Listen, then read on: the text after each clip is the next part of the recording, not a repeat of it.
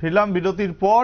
প্রাণী চিকিৎসালয়ের নবনির্মিত ভবনের শুভ সূচনা হলো মন্ত্রী সুধাংশু দাসের হাত ধরে। প্রাণী সম্পদ বিকাশ দপ্তরের বিলোনিয়া প্রাণী চিকিৎসালয়ের নবনির্মিত ভবনের শুভ সূচনা মন্ত্রী সুধাংশু দাসের হাত ধরে বুধবার বিলোনিয়া জেল রোড স্থিত প্রাণী সম্পদ বিকাশ দপ্তরের কার্যালয়ের সামনে এই উদ্বোধনী অনুষ্ঠানটি হয়। ফলক উন্মোচন এবং ফিতে কেটে দ্বারোদ্ঘাটন হয় প্রাণী চিকিৎসালয়ের নবনির্মিত ভবনের। প্রাণী সম্পদ বিকাশ দপ্তরের মন্ত্রী সুধাংশু দাস নবনির্মিত ভবনের দ্বারোদ্ঘাটন করেন। সাথে ছিলেন বিধায়িকা স্বপ্না মজুমদার, বিলোনিয়া পৌর পরিষদের চেয়ারম্যান নিখিল চন্দ্র গোপ, জেলা পরিষদের সভাধিপতি কাকলি দাস দত্ত সহ আরো অন্যান্যরা। কি বলেছেন মন্ত্রী সুধাংশু দাস, শুনুন।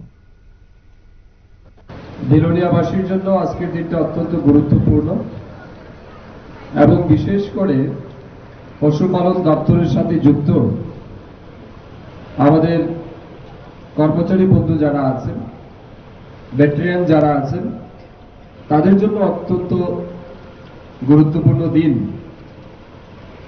তারা আজ নতুন গড় পেয়ে গেছেন, নতুন গড়ে প্রবেশ করবেন। এটা ঠিক, প্রত্যেকেরই আমরা নিজেরাও যখন বাড়ি গড়ে নতুন গড়ে প্রবেশ করি এটার একটা আলাদা আনন্দ থাকে। তো আজকে যারা এই নতুন দালান পেয়েছেন আপনাদেরকে আমি শুভকামনা জানাচ্ছি। আমার আগে বিশেষ বক্তারা আলোচনা ক্রমে পশুপালন দপ্তরের উদ্দেশ্য গুরুত্ব সম্পর্কে আংশিক আলোচনা করেছেন। যে দালান ভবনের আজ আমরা উদ্বোধন করছি এটা 2022-23 অর্থ বছরে তার কাজ শুরু হয়েছে। প্রায় 1,18,00,000 টাকা ব্যয়ে এই নতুন দালান ভবনের নির্মাণ কাজ সম্পন্ন হয়েছে। আমাদের এখানে কর্মরত যারা চিকিৎসক আছেন, অন্যান্য স্টাফ যারা আছেন, তারা নতুন করে এই অফিস থেকে বিলোনিয়াবাসী তথা দক্ষিণ ত্রিপুরার মানুষকে তাদের পালিত পশুদের চিকিৎসা প্রদান করবেন, সময় সময় সহযোগিতা করবেন। তার জন্যই দালান ভবনের আমরা নির্মাণ করেছি। আমি আপনাদেরকে পশুপালন দপ্তর সম্পর্কে উল্লেখযোগ্য কয়েকটি বিষয়ে আলোচনা রেখে আমার বক্তব্য শেষ করব।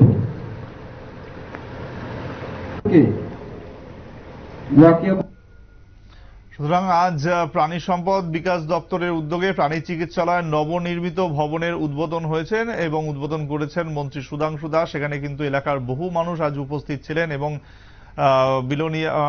বিলোনিয়া প্রাণী সম্পদ বিকাশ দপ্তরের সামনে এই অনুষ্ঠানটি হয়, দ্বারোদ্ঘাটন করেন মন্ত্রী সুধাংশু দাস। নিচ্ছি আরো একটি বিরতির সঙ্গে থাকুন।